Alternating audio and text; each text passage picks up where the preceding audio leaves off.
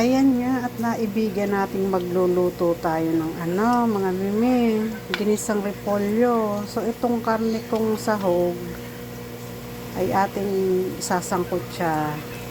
Ating sisitsaronin. Kaya lang wala naman tong balat, walang taba, puro laman. Ayun. Gigisa natin ang repolyo. At ako'y walang gulay. Gusto ko ng gulay. Ayan. Siguro tama na to. Mapula na eh. Pwede na ito. Masarap nito kung taba-taba, no? Si charon. Ayan. So, ating itatabi naman yan. At ang ating ilalagay. Ang aking ginisa ay may kamatis. Ito yung aking ginisa. Nilagyan ko ng kamatis. Dahil medyo marami akong kamatis, lagyan natin ng kamatis. Hindi naman to aangal.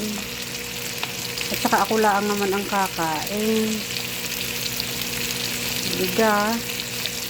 Basta ayos ang lasa kahit anong ilagay. Ito. Repolyo na may lalagyan natin ng yung may toyo. Ayan. Ligis-ligisin ang kamatis. Durugin, ligisin, palabasin yung katas.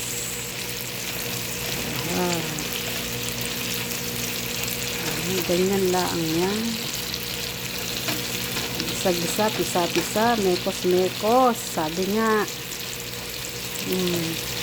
Tapos, dito natin ilagay sa kabilang gilid ang sibuyas. Ayan, nilagay na natin yung sibuyas dito sa kabilang gilid. Ayan. Hindi sila mag-aaway. Kahiwalay naman sila. Ayan.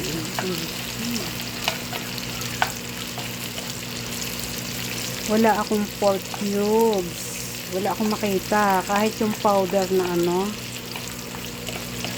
na pork. Wala. Beef at saka chicken ang marami. Yun palagi ang nasa grocery. Pero yung pork wala.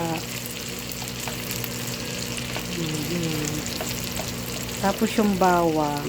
Lagay natin dito sa kabilang gilid.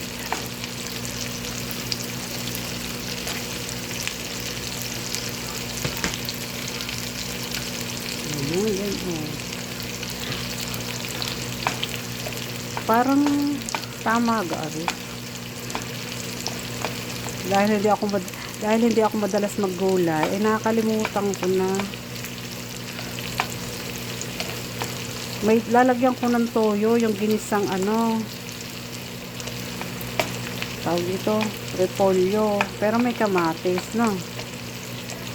Ayos na yun, sama-sama. Hindi naman aangal. Hindi magre-reklamo. Ayan, ganyan. Para lalong madama ang bawang. Para lalong malasahan. Lagyan natin ng powder. Then, lalagyan na natin ng toyo. Konti lang, baka umalat. So, nilagay na natin ang ating repolyo. Palalaya-alayain lang natin to. Maganda yung, gusto ko kasi sa repolyo, medyo crunchy. Hindi naman chicharong repolyo ha. Crunchy lang. Ito na. Tihong aray luto na. Medyo crunchy ng konti. Ayoko ng malambot yung repolyo. At saka sa pangalawang init, syempre yun. Tamang lambot na yun. Pero pagka ganito, malaya lang. Yung may tunog-tunog pag kinakagat. Yan, okay na yan.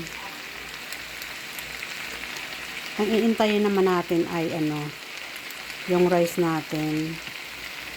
So, hindi pa siya ready. Nasa rice cooker pa siya. cooking pa. Ayan. Waiting pa. Pero ito, nauna nang naluto.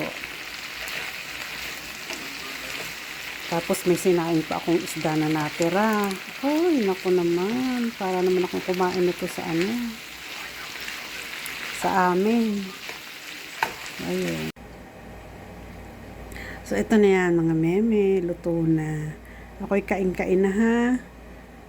Ito na yung ating gulay. Tapos ito yung rice. Tapos ayan yung yun yung sinaing nating isda. May ito yung kamyas, may konting patis, tapos may isda, may taba. Ay naku, isang paga, kundi dito na tayo. Kain na tayo. Ako'y kain-kain na. Ako lang ang kakain ng luto kong ito. Hindi ako nakakapagulay palagi. Hindi sila kumakain ng repolyo. Nagpaliwanag Oo, hindi sila magulay. Di akong kakain.